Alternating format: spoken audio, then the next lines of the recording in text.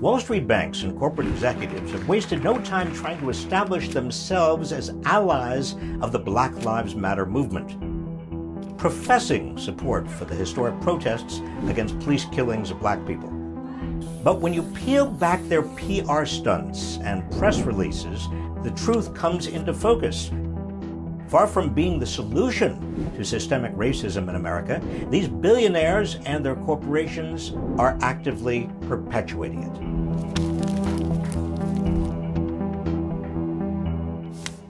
Consider Jamie Dimon, billionaire CEO of JPMorgan Chase, who recently took a knee before a lineup of cameras at a branch of his bank. In a statement, Dimon urged his employees to be inclusive in our work and in the neighborhoods where we operate.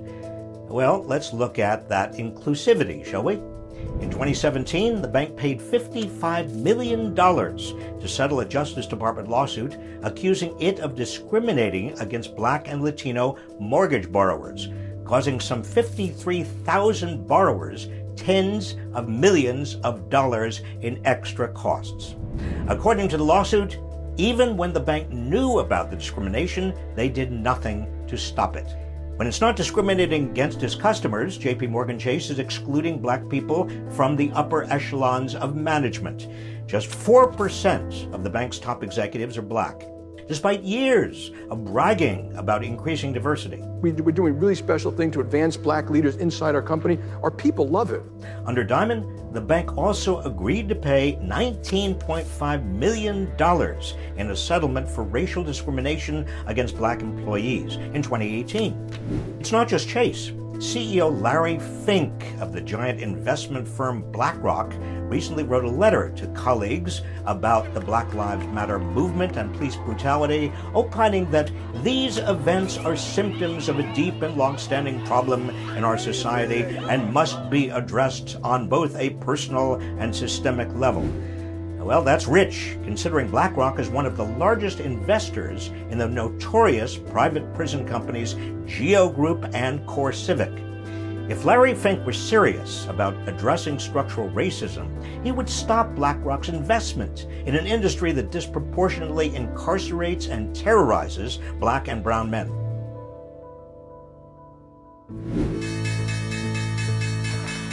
It doesn't end there. Wall Street even manages to profit off police brutality. Cities often issue municipal bonds to cover the costs of settlements related to wrongful police shootings, shots fired, beatings, and imprisonment. These so-called police brutality bonds have earned banks and investors more than $1 billion in profits in recent years. As if this weren't egregious enough, banks, including Goldman Sachs, Wells Fargo, and Bank of America, collect heavy fees on these bonds. Of course, this hasn't stopped them from rolling out empty statements declaring Black Lives Matter. Hypocrisy isn't limited to Wall Street. Amazon has pledged to fight systemic racism, but Amazon refuses to provide paid sick leave to all warehouse and delivery workers, the majority of whom are people of color. Everybody's close to each other. We're gonna die. We are people.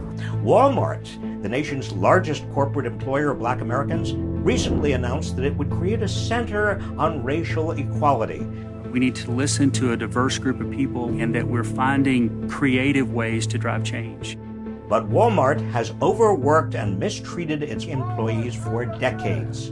Treat your workers like you should. The company also donates to Republican politicians, including Senator Tom Cotton, who openly called for the military to crack down on predominantly black protesters. Similarly, AT&T, whose CEO called on companies to speak out against racism, is it time to step up our game? Is there more that can be done? Has donated to Senator Rand Paul, who stalled legislation to make lynching a federal hate crime. Many CEOs also fight against instituting a living wage and universal basic income, two policies that would lift more black Americans out of economic oppression. And the very banks plastering Black Lives Matter banners on their websites not only oppose tighter regulations against redlining, they also have provided $5.5 billion in credit to the payday lending industry, Of course, both redlining and payday lending disproportionately hurt black and brown communities. So don't be fooled by glitzy press releases and flashy PR stunts. Wall Street and corporations profit from and reinforce systemic racism in America. They have money behind them, and we know how the system works.